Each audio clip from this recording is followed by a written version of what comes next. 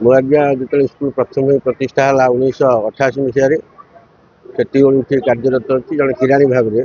ମୁଁ ଅବଶ୍ୟ ଶିକ୍ଷକ ନୁହେଁ, ତେବେ ଶିକ୍ଷାଦାନ ବେଳେବେଳେ କରିଥାଏ, କିରାଣୀ କାମ କରିଥାଏ। ଆଉ ବିଶେଷ କରି ଶିକ୍ଷାଦାନ କରିଥିବାରୁ ପିଲାମାନେ ମୋତେ ଶିକ୍ଷକର ଯେଉଁ ସମ୍ମାନ ପ୍ରଦର୍ଶନ କରିଛନ୍ତି।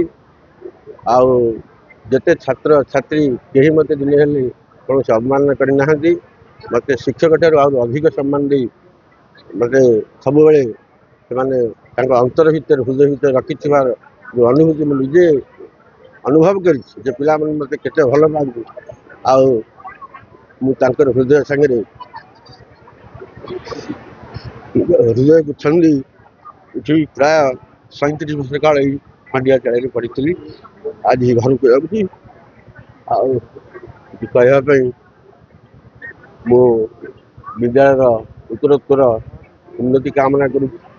ଆଉ ବିଗତ ଏଇ 3 ବର୍ଷ ଭିତରେ ବିଦ୍ୟାଳୟର ସବୁ କ୍ଷେତ୍ରରେ ପାଠପଢ଼ା ଠାରୁ ଆରମ୍ଭ କରି ଇନଫ୍ରାଷ୍ଟ୍ରକ୍ଚର ହେଉ ଅନ୍ୟାନ୍ୟ ହେଉ ସବୁଥିରେ ଅତି ତୀବ୍ର ବେଗରେ ଏଇ ବିଗତ 3 ବର୍ଷ ଧରି ଆଗେଇ ଚାଲିଛି।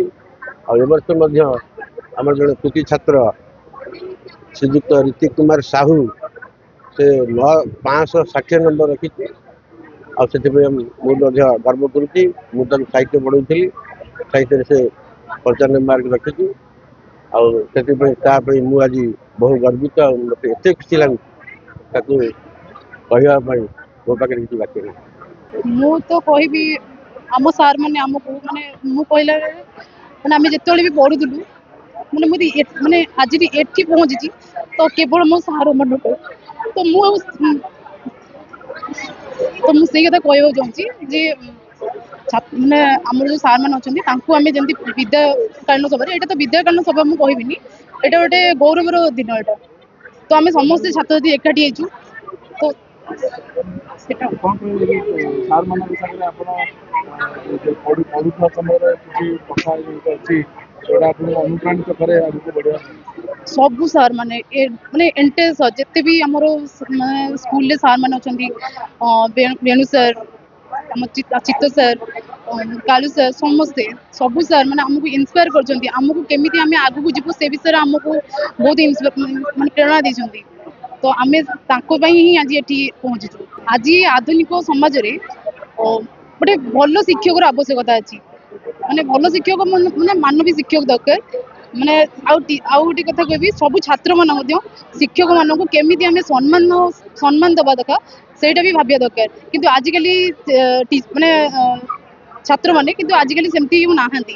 ସମାଜ ମାନେ ସବୁ ଅବାଟରେ ସବୁ ପିଲାମାନେ ସବୁ ଗଲେଣି।